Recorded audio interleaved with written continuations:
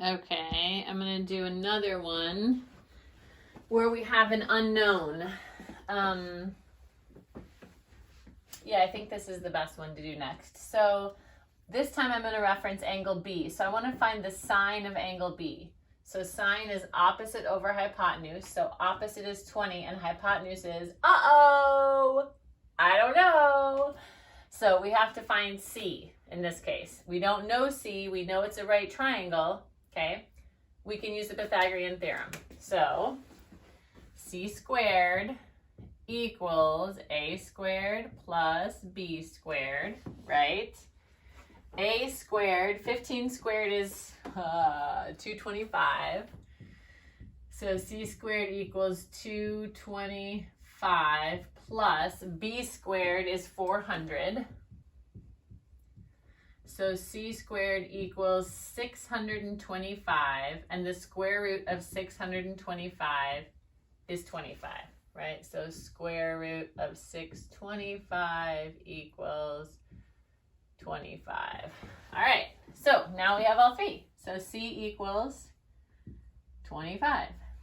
Great, so let's figure it out. Sine of angle B, opposite over hypotenuse. So 20 25ths, which simplifies to 5 goes into there 4 times, 5 goes into there 5 times, so it's simplified to 4/5. You can leave it just like this, that's fine. Cosine of B is adjacent over hypotenuse. So 15 divided by 25 equals 3/5. And then tangent of B, TOA, opposite over adjacent. So that would be 20 over 15, which equals 4 over 5, or no, 4 over 3, sorry. 4/3, which equals 1 and 1/3. Either, any of these are fine. So that's just using Pythagorean theorem to find the unknown side, which you all know how to do.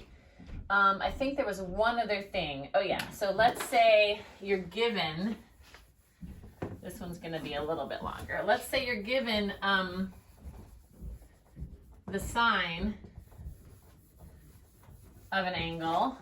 Let's say the sine of angle A is 2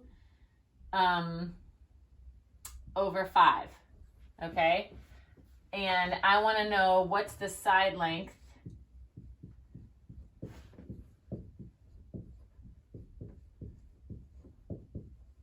of side A. Well, this would be side A, this is side B, this is side C.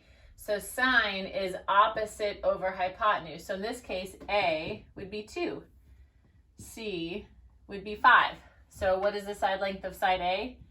A equals 2. What's the hypotenuse? 5. C equals 5. Oh, what if I ask for B? Same thing, Pythagorean theorem. So we can say C squared equals A squared plus B squared. In this case, we're solving for B squared. So B squared equals C squared minus A squared. So B squared equals 5 squared minus 2 squared. So B squared equals 25 minus 4. So B equals the square root of 21, which is roughly 4, let's just call it 4.5. 4.5, I'm sure that's not exactly correct, but square root of 20, let's see, square root of 25 is 5. Square root of 16 is 4, so it's somewhere in between there, so let's just call it 4.5. So in this case, B would be 4.5. I think that's all you need to know on all of the first 2 lessons for this week. And then next week, we'll get more into, I don't know, whatever, some creepier stuff. All right, miss you, bye.